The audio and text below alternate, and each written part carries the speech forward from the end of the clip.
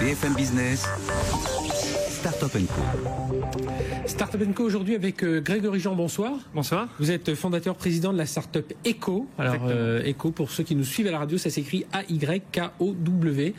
Et je parlais de qualité de l'air et c'est justement ça votre spécialité. Vous êtes venu d'ailleurs avec votre produit. Racontez-nous un peu votre aventure d'Eco. Oui, la startup s'est créée il y a 5 ans sur un autre polluant qui s'appelle le radon. Donc on a développé tout un système de détection et de remédiation pour éliminer ce problème dans les habitations. Et l'année dernière, on a développé un autre produit qui est plus pour les consommateurs, un purificateur d'air qui a pour but d'éliminer les gaz polluants tels le formaldéhyde, les toluènes, ce genre. Donc votre premier produit, c'est plutôt un capteur pour voir dans les maisons s'il n'y avait pas des gaz. Exactement. On vient piloter les ventilations de manière à pas dans les maisons, dans les usines. Enfin, oui, plutôt, partout. Même dans les caves, peu importe. On vient piloter les ventilations pour optimiser les problématiques radon et surtout économiser en énergie, pas avoir un surcoût énergétique très très important à cause de ce polluant. Alors on va reparler de toutes les inventions, les brevets que vous avez déposés. Là, vous êtes venu avec qui s'appelle Aube. C'est un petit purificateur d'air, parce que c'est vrai, il fait 10 cm de haut à peu près. C'est un petit cube. Alors, c'est pas les premiers purificateurs d'air que l'on voit, mais alors celui-ci est sans filtre. Racontez-nous, voilà. Elle est où la performance technologique? Comment vous réussissez à purifier l'air sans filtre? Nous, on a cherché à éliminer les problèmes de pollution dans l'intérieur sans avoir les problématiques de changement de pièces permanentes. Globalement, c'est vraiment la problématique majeure dans les pays qui utilisent énormément, comme en Asie, les purificateurs d'air, c'est que le purificateur a une durée de vie très limitée à cause des pièces à changer et il le change jamais. Donc on achète un appareil qui finalement ne dure que 3 à 4 mois. Et là, nous, on est venu utiliser une technologie qui s'appelle la photocatalyse, qu'on est venu améliorer grandement en venant doper les semi-conducteurs de manière à rendre ça complètement inoffensif. Et c'est quoi? Qu'est-ce qui capte justement toutes les particules diverses et variées on ne vient pas les capter, on vient créer un phénomène d'oxydoréduction très puissant à l'intérieur de l'appareil qui détruit les polluants. D'accord. Donc c'est des cristaux, c'est ça, qui aspirent un peu. C'est des semi-conducteurs. Une fois qu'ils sont en contact avec le polluant, ils sont détruits par ce biais-là. Alors j'ai dit, vous êtes vous-même un scientifique. Vous avez déposé plusieurs brevets autour de ce produit il est aujourd'hui commercialisé. Oui, exactement. On le commercialise sur notre site internet et là, on est en train de se développer vers la Chine, qui est vraiment un gros consommateur de purificateurs d'air. Et alors, alors là, on le voit pas bien. Il n'y a pas de câble autour. Comment ça fonctionne?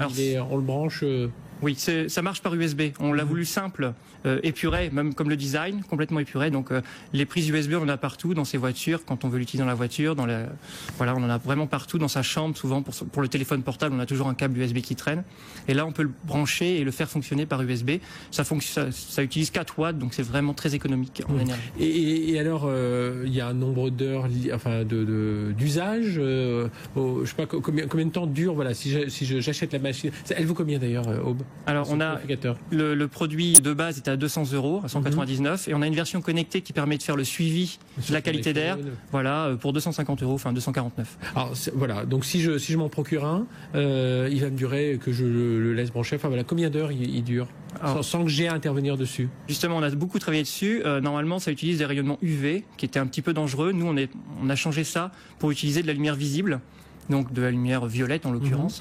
Et avec ça, on peut utiliser des LED qui durent 50 000 heures. Donc on a un produit qui dure presque 6 ans en non-stop ou 10-12 ans si on l'utilise uniquement. Donc après, soit on passe à la version suivante, il n'y a pas une maintenance particulière. Oui, après les 50 000 heures, en fait, ça va doucement s'éteindre. Voilà, donc l'efficacité va décroître et il faudra le changer.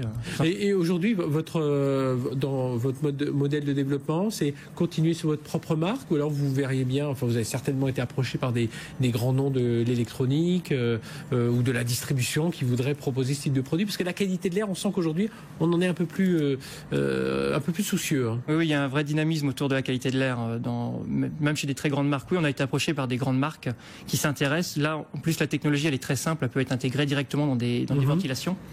Nous, notre idée, c'est continuer à développer nos produits. sur notre marque, mais également faire ce qu'on appelle de l'OEM et de proposer notre technologie sur d'autres des fabricants de plus grands noms qui peuvent l'installer d'une manière totalement transparente. Ah oui, qui pourraient le mettre sur leur propre Exactement. produit. Leur ventilation, par exemple, on le met directement sur à l'intérieur de la ventilation. Ça vient pas faire perdre de charge en termes de... Voilà, toutes les technologies intérieures, on n'est pas obligé de l'avoir dans ce boîtier là que vous avez avec vous. On le met dans sa ventilation et puis... Voilà. Quand on regarde bien, ça prend la forme d'un tissu, la technologie. Les cristaux sont déposés sur un tissu. Et ce tissu, on peut le déposer où on veut. Et pour un plateau, je sais pas, de 100 mètres carrés, il en faudrait combien, par exemple, dans une ventilation, pour donner une idée à nos auditeurs, téléspectateurs en entreprise? En termes de surface, de volume, il faudrait 3 à 4 mètres carrés, donc ça représente l'équivalent d'une dizaine de produits comme ça. Bien, merci Grégory Jean d'avoir été avec nous. Je rappelle, vous êtes fondateur et président de la start-up Eco, et donc avec ce purificateur d'air Aube que vous nous avez présenté. Allez, il est 21h58. On retrouve tout de suite Jean-Christophe Froissart et Sabrina Aquagliozzi, la clôture à Wall Street.